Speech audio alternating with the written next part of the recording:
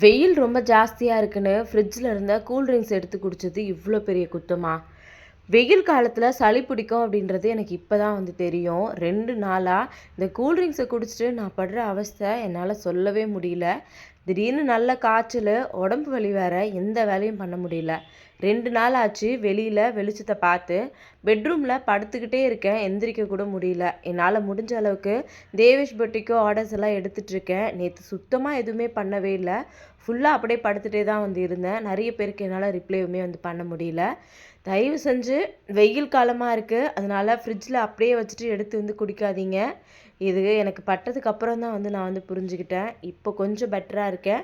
நெறைய பேருக்கு ரிப்ளை பண்ண முடியல. முடிஞ்ச அளவுக்கு இன்னைக்கு எல்லாருக்குமே ரிப்ளை வந்து பண்ணிடுறேன். மதியத்துக்கு மேல எந்திரிச்சு, குளிச்சுட்டு, இதுக்கு மேலயும் இப்படியே இருந்தோம்னா படுத்துட்டே தான் இருப்போம்ன்னு சொல்லிட்டு என்னோட ரொட்டீன வந்து ஸ்டார்ட் பண்ணியாச்சு. இப்போ கொஞ்சமே இல்ல ரொம்பவே பெட்டராவே வந்திருக்கேன். Thank you.